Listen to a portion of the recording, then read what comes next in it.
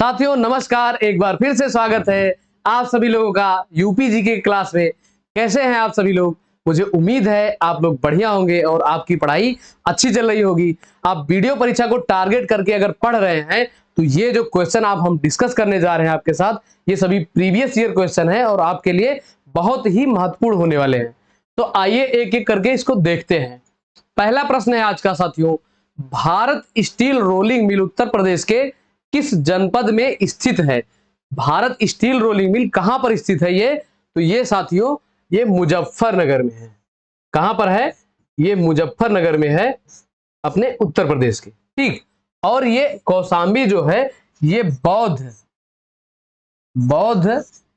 एवं जैन दोनों की धर्म स्थली के रूप में जानी जाती है। धर्म स्थली के रूप में जानी जाती है ये कौशाम्बी। ठीक। नेक्स्ट क्वेश्चन है, प्रादेशिक औद्योगिक व पूंजी निवेश निगम उत्तर प्रदेश के किस जनपद में स्थापित है? ये प्रादेशिक औद्योगिक निवेश एवं पूंजी निगम कहां पर है अपने उत्तर प्रदेश में? तो ये प्रदेश की राजधानी लखनऊ में स्थापित है और इसकी स्थापना साथियों 1972 में हुआ था और इसको शॉर्टकट में क्या बोलते हैं? पिकअप। ठीक। नेक्स्ट क्वेश्चन है, Bharat pumps and compressors limited प्रदेश में किस स्थान पर स्थित है? तो ये पंप्स एंड कंप्रेसर लिमिटेड कहां पर है? तो ये साथियों नैनी में है। कहां पर है? नैनी में है। और नैनी कहां पर है? ये प्रयागराज में है। नैनी प्रयागराज में है। यहीं पर है भारतीय पंप्स एंड कंप्रेसर्स लिमिटेड। और नैनी में एक चीज और है, ये टेलीफोन इंडस्ट्री।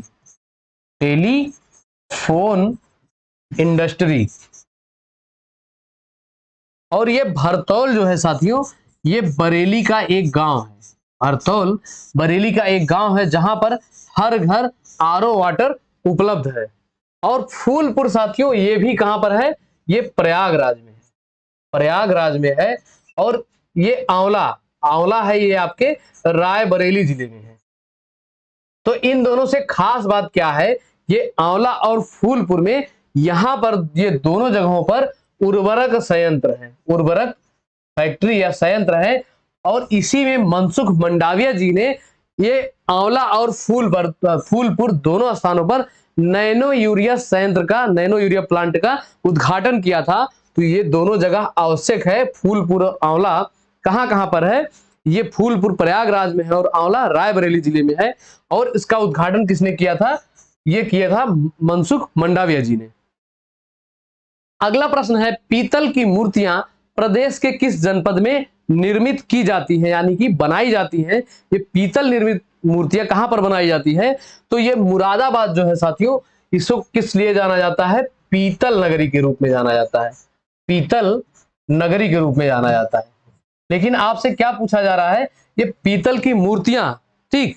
तो पीतल की मूर्तियां कहां पर बनाई जाती हैं? ये मथुरा में बनाई जाती है। खास बात है क्योंकि पीतल नगरी के नाम से आप मुरादाबाद को जानते हैं और पीतल की मूर्तियां कहां पर बनाई जाती हैं? ये मथुरा में बनाई जाती हैं। तो इसको याद रखेंगे। और जो है गोरखपुर से क्या बनाए जाते हैं? यहां मिट्टी के खिलौने बनाए जाते हैं। गोरखपुर में मिट्टी के खिलौने बनाए जाते हैं। और यहां से एक मिट्टी का एक जो है टेराकोटा, गोरखपुर से टेराकोटा। तो ये टेराकोटा क्या है? मिट्टी के बर्तनों को जो पकाया जाता है तो वही टेराकोटा कहलाता है। तो ये गोरखपुर से टेराकोटा आप याद रखेंगे। नेक्स्ट क्वेश्चन है, उत्तर प्रदेश में सर्वप्रथम वर्ष 1907 में सहकारी दुग्ध समिति की स्थापना कहां पर की गई थी? तो इसका ये ईयर भी इंपॉर्टेंट है। कब हुआ था इसकी स्थापना? 1907 में हुआ था। तो सहकारी दुग्ध समिति की स्थापना कहां पर हुई थी? ये प्रयागराज में हुई थी। और प्रयागराज का एक स्थान है कटरा। तो ये कटरा में जो है पहली दुग्ध सहकारी समिति की स्थापना हुई थी। कब हुई थी? 1907 में हुई थी।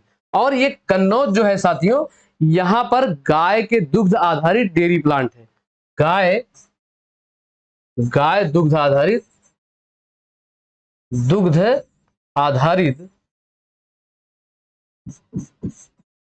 डेयरी प्लांट है। कहां पर है? ये कन्नौज में है। तो इन दोनों को एक साथ आप याद रखेंगे तो भूलने चांस कम है। अगला है, उत्तर प्रदेश में सर्वाधिक जनसंख्या में पाई जाने वाली थारू जनजाति का मुख्य भोजन कौन सा है?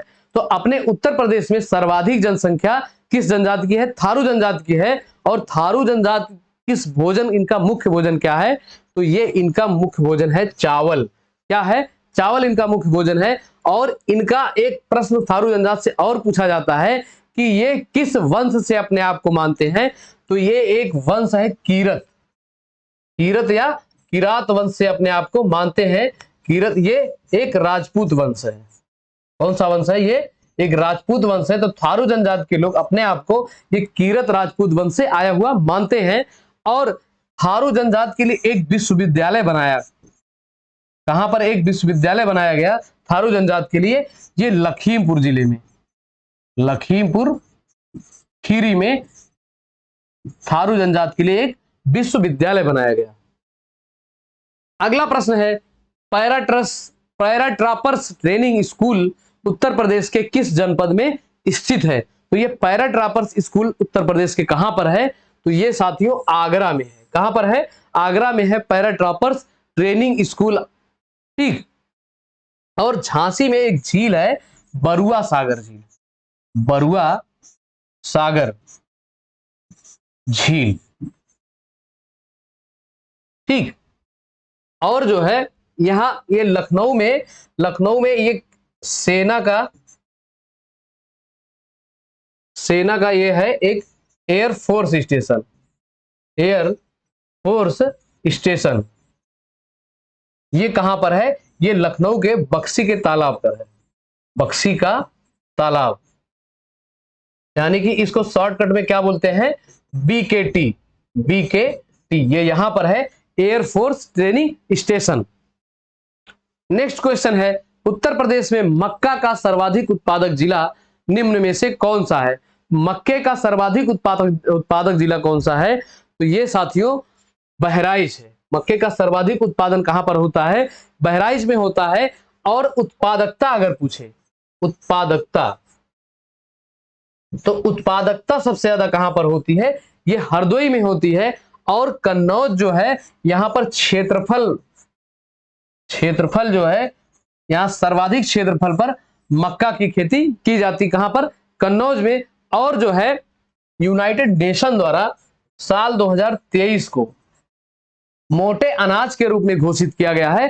तो मोटे अनाज से ये मक्का जो है मोटे अनाज के अंतर्गत आता है। तो इससे जो भी प्रश्न बनते हैं इसको थोड़ा सा आप ध्यान में रखेंगे, क्योंकि यूनाइटेड नेशन ने इसको घोषित किया है 2023 को मोटे अनाज के रूप में। अगला प्रश्न है, उत्तर प्रदेश में 2 राजधानियों वाले महाजनपद निम्न में से कौन से हैं? तो उत्तर प्रदेश में 2 राजधानियों वाले महाजनपद कौन से हैं? तो पहले आप जानेंगे कि कुल महाजनपदों की संख्या कितनी थी। तो ये 16 महाजनपद थे। और प्रश्न बनता है कि वर्तमान में कुल महाजनपदों में से कितने महाजनपद वर्तमान उत्तर प्रदेश में स्थित हैं? तो अभी जो है ये 8 महाजनपद हैं। और इन 8 में से कितने महाजनपदों की 2-2 राजधानियां थी? तो ये कौशल, मल और पांचाल, तो ये तीनों की जो है 2-2 राजधानियां थी। नेक्स्ट है, पुष्यमित्र द्वारा किए गए 2 अश्वमेध यज्ञों का साक्ष्य उत्तर प्रदेश के किस जनपद में मिलता है? तो पुष्यमित्र द्वारा जो अश्वमेध यज्ञ किया गया था, ये कहां किया गया था? अयोध्या में किया गया था। तो ये कहां पर मिलेगा इसका साक्ष्य? तो ये अयोध्या के अभिलेख में इसका साक्ष्य मिलेगा। किसका? पुष्यमित्र शुंग द्वारा जो अश्वमेध यज्ञ किया गया था। नेक्स्ट क्वेश्चन है, कन्नौज पर सर्वाधिक समय तक किस वंश के शासकों ने शासन किया था? तो कन्नौज पर सर्वाधिक समय तक किसने शासन किया था? तो ये गुर्जर शासक, इनका पूरा नाम है गुर्जर प्रतिहार वंश। गुर्जर प्रतिहार वंश के शासकों ने सर्वाधिक समय तक कन्नौज पर शासन किया था। और कन्नौज को राजधानी बनाया था एक, तो उसका नाम है हर्षवर्धन। हर्षवर्धन, इन्होंने जो है कन्नौज को अपनी राजधानी के रूप में स्वीकार किया था, बनाया था। नेक्स्ट है, प्रति 5वें वर्ष प्रयागराज में महामोक्ष परिषद का आयोजन किस शासक द्वारा किया जाता है? तो ये प्रत्येक 5वें वर्ष द्वारा किया जाता था महामोक्ष परिषद का आयोजन। तो कौन से शासक ये करवाता था? तो ये हर्षवर्धन जो है साथियों, ये प्रत्येक 5वें वर्ष ये प्रयागराज में महामोक्ष परिषद का आयोजन करवाता था। नेक्स्ट है कानपुर स्थित गुप्तकालीन मंदिर भीतरी गांव का मंदिर की विशेषता निम्न में से क्या है? तो इसमें से दो प्रश्न है, कौन कौन सा? एक है ये गुप्तकालीन मंदिर है और दूसरा कहां पर है? कानपुर में है। तो ये दोनों बनेगा कि कानपुर स्थित भीतरी गांव मंदिर किस काल का है? तो ये गुप्तकालीन है। और कभी पूछ लेता गुप्तकालीन मंदिर भीतरी गांव कहां पर है? तो ये कानपुर में है। ये दो प्रश्न। तो इसकी विशेषता कुछ है, तो इसकी विशेषताएं क्या क्या है? शिखर का होना, ऊंचा चबूतरा और छत का पिरामिडाकार। तो पिरामिड कैसे होते? ऐसे होते हैं, पिरामिडाकार। तो इसमें से ये डी वाला सही हो जाएगा। इसकी तीनों विशेषताएं हैं और एक विशेषता है ये ईंटों का बना हुआ मंदिर है। किसका बना हुआ है? ये ईंटों का बना है। अगला प्रश्न है गुप्तकालीन धम्मेक स्तूप प्रदेश में किस स्थान पर स्थित है? ये गुप्तकालीन धम्मेक स्तूप है, ये कहां पर स्थित है? तो ये साथियों सारनाथ में स्थित है। कहां पर? सारनाथ में स्थित है और सारनाथ वाराणसी में स्थित है। सारनाथ जो है ये वाराणसी में स्थित है और इसी सारनाथ से महात्मा गौतम बुद्ध ने अपना पहला उपदेश दिया था, ये सारनाथ में। और इन्होंने सर्वाधिक उपदेश पूछता है कि सर्वाधिक उपदेश कहां पर दिया था महात्मा गौतम बुद्ध जी ने? तो ये श्रावस्ती जिला है। श्रावस्ती में इन्होंने अपना सर्वाधिक उपदेश दिया था। अगला प्रश्न है मुगल काल में शिक्षा का केंद्र उत्तर प्रदेश के निम्नलिखित जिलों में से कौन सा था? तो ये मुगल काल में शिक्षा का केंद्र पूछा जा रहा है, कौन सा था मुगल काल में? तो ये साथियों आगरा था मुगल काल में शिक्षा का केंद्र।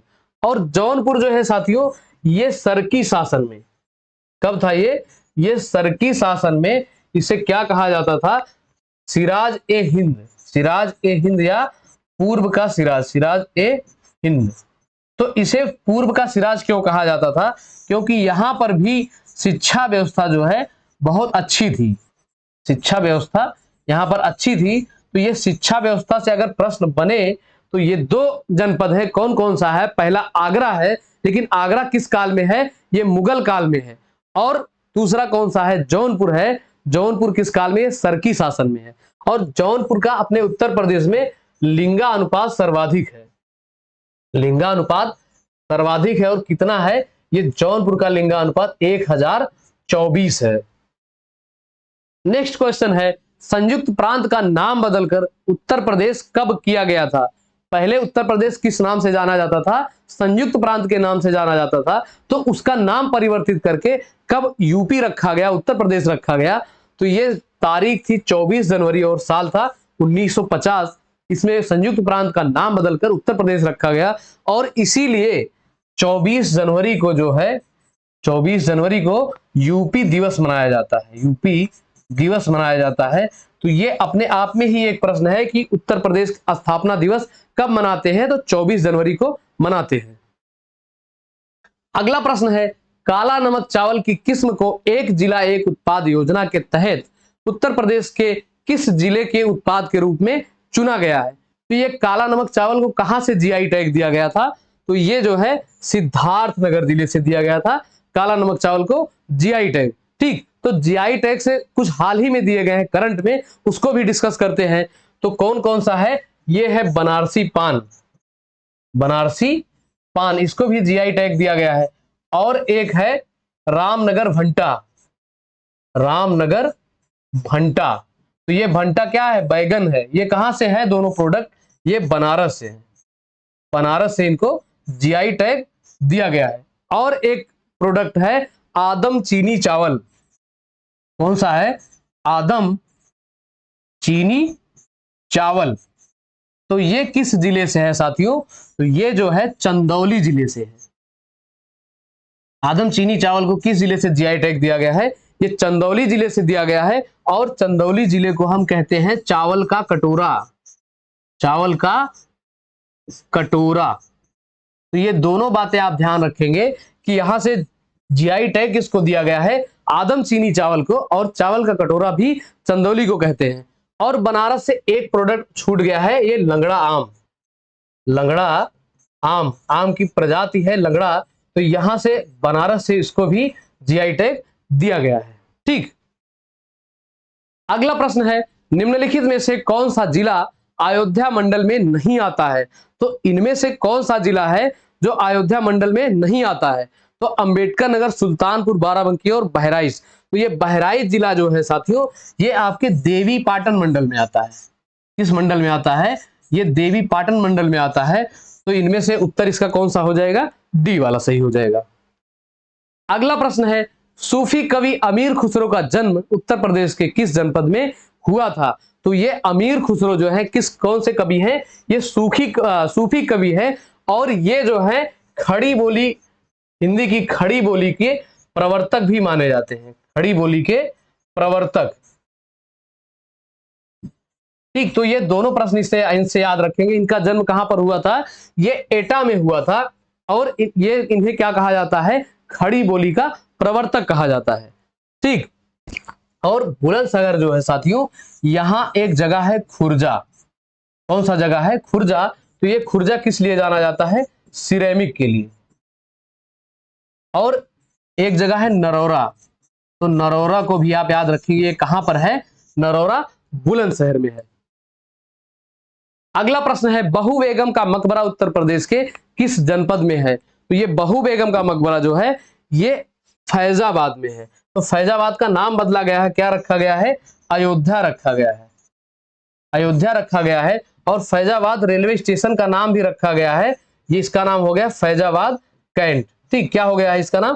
फैजाबाद कैंट। और यहां से ओडीओपी है गुड़ उत्पाद, यानी कि गुड़।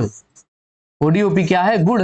और फैजाबाद में ही साथियों एक पर्वत है, इस समय चर्चा में है, मणि पर्वत। कौन सा है?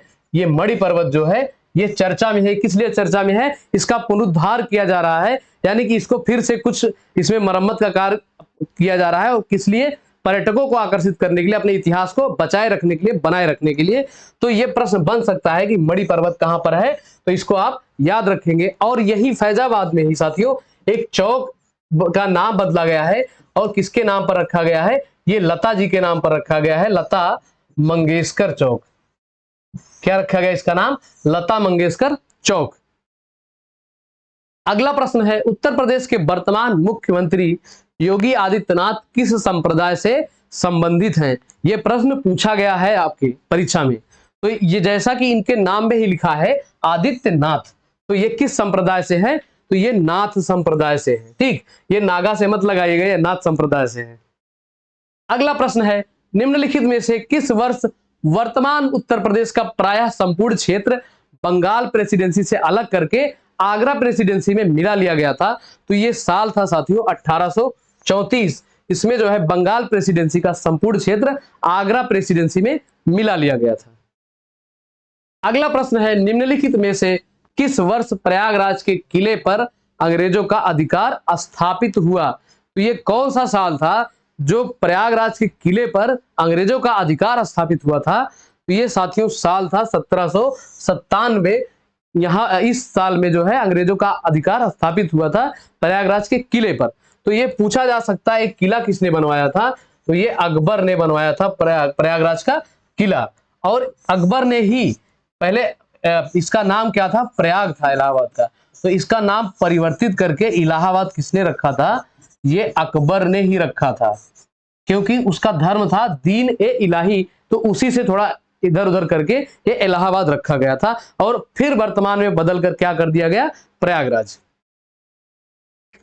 अगला प्रश्न है, निम्नलिखित में से उत्तर प्रदेश का कौन सा राजमार्ग सबसे लंबा है? तो ये लंबाई में पूछा जा रहा है कि उत्तर प्रदेश का सबसे लंबा राजमार्ग कौन सा है? तो ये है साथियों NH2, यानी कि राष्ट्रीय राजमार्ग संख्या 2। और किसी पुरानी किताब में अभी राजमार्गों का नाम बदला गया है, तो कहीं पर आपको इसका नाम क्या मिलेगा? NH19, यानी कि नेशनल हाईवे 19 मिलेगा। तो नाम बदले गए हैं, तो इसका नाम याद रखेंगे कि नेशनल हाईवे 19 का नाम क्या हो गया है? National highway 2। अगला प्रश्न है, काकोरी षड्यंत्र केस में प्रधान आरोपी पंडित राम प्रसाद बिस्मिल को उत्तर प्रदेश के किस शहर में फांसी दी गई थी? तो राम प्रसाद बिस्मिल को फांसी कहां दी गई थी? ये इनको गोरखपुर जेल में दी गई थी। और ये काकोरी षड्यंत्र, इसका नाम बदलकर क्या कर दिया गया है? Kakori train action, Kakori train action इसका नाम बदला गया है। और ये आपसे पूछा जा सकता है ये काकोरी कहां पर है, तो ये लखनऊ में है। काकोरी स्थान कहां पर है, ये लखनऊ में है। अगला प्रश्न है, उत्तर प्रदेश के निम्नलिखित किस ऐतिहासिक मेले में हिंदू और मुसलमान दोनों आते हैं? तो ये ऐतिहासिक मेला कौन सा है, ये नौचंदी मेला है। और कहां पर लगता है, ये मेरठ जिले में लगता है। नौचंदी मेला कहां पर लगता है, मेरठ जिले में लगता है। और मेरठ जिले को किस लिए जानते हैं, खेल नगरी के नाम से जानते हैं, खेल नगरी के नाम से जानते हैं। और यहीं पर ही स्पोर्ट अथॉरिटी ऑफ इंडिया द्वारा एक खेल विश्वविद्यालय बनाया जा रहा है। खेल विश्वविद्यालय बनाया जा रहा है, किसके नाम से बनाया जा रहा है, ये हॉकी के जादूगर मेजर ध्यानचंद के नाम से बनाया जा रहा है। ध्यानचंद के नाम से खेल विश्वविद्यालय बनाया जा रहा है। कहां पर, यह मेरठ में बनाया जा रहा है। और ये ऐतिहासिक मेला हिंदू और मुस्लिम एकता या दोनों किसमें और किस मेले में आते हैं, तो एक मेला आगरा में लगता है। कहां पर लगता है, ये आगरा में लगता है, सुलह ए कुल मेला, सुलह ए कुल मेला। तो इस मेले को जो है, इसमें भी हिंदू मुस्लिम एकता का प्रतीक माना जाता है। इसमें भी हिंदू और मुसलमान बढ़ चढ़कर हिस्सा लेते हैं। तो कभी आपसे पूछा जा सकता है कि इस मेले को शुरू किसने कराया था, तो ये जो है अकबर ने इसको शुरू करवाया था। अगला प्रश्न है, अंग्रेजों के विरुद्ध बनारस का नेतृत्व किसने किया था? तो अंग्रेजों से जब लड़ाई हुई थी, किससे हुई थी, बनारस से नेतृत्व किसने किया था? तो ये साथियों राजा चेत सिंह ने अंग्रेजों के विरुद्ध बनारस से नेतृत्व किया था। और ये लड़ाई कब हुआ था, ये 1781 में हुआ था। और खास बात है कि अंग्रेज यहां से हार भी गए थे और बुरी तरह हार गए थे, इनको लताड़ा गया था, ये किसी तरीके जान बचाकर भाग गए थे। किसके द्वारा, ये राजा चेत सिंह के द्वारा। अगला प्रश्न है, वर्तमान उत्तर प्रदेश में भारत के प्राचीनतम 16 महाजनपद में से कुल कितने हैं? तो ये कुल जो है वर्तमान में 8 महाजनपद बचे हैं, यानी कि 16 का 1/2। अगला प्रश्न है, जा दिन जन्म भयो, यहां पर भरना है डैश डैश का धरती धसी 2.5 हाथ उपयुक्त उक्ति में किस ऐतिहासिक विभूति से संबंधित है? तो ये किसके लिए कहा गया है कि जा दिन जन्म भयो हमार धरती धसी 2.5 हाथ? तो ये साथियों आल्हा के लिए कहा गया है। ये ऐसा कहा गया, ऐसा हुआ नहीं था, ये एक लिखा गया, ये उक्ति या लोकोक्ति है। नेक्स्ट क्वेश्चन है, उत्तर प्रदेश के किस जिले में सर्वाधिक अल्पसंख्यक का संकेंद्रण है? तो अल्पसंख्यकों का सर्वाधिक संकेंद्रण उत्तर प्रदेश के किस जिले में है साथियों? तो ये रामपुर में है। कहां पर है, रामपुर में है। और रामपुर को क्या कहते हैं, चाकुओं का शहर, चाकुओं का शहर कहा जाता है रामपुर को। और रामपुरी चाकू जो है पहले बहुत नुकीले होते थे, धारदार, तो उसको मूवी में दिखाते रामपुरी चाकू मार दिए तुरंत खत्म। तो उसको जो है थोड़ा सा अब बदल के इसका ये ब्लंट कर दिए हैं। ठीक, तो ये थे आपके 30 क्वेश्चन जो हमने आपके साथ डिस्कस कर लिया। उम्मीद करते हैं आपको सेशन अच्छा लगा होगा, और अच्छा लगना भी चाहिए। ये सभी क्वेश्चन आपके एग्जाम में आने वाले हैं, इसको आप ध्यान से 1 बार 2 बार 3 बार जितना भी मन करे पढ़ लीजिएगा। ठीक, तो वीडियो को लाइक करिएगा साथियों, चैनल को सब्सक्राइब करिएगा और ज्यादा से ज्यादा शेयर करिएगा। मिलते हैं कल के सेशन में साथियों, तब तक के लिए जय हिंद, जय भारत, वंदे मातरम।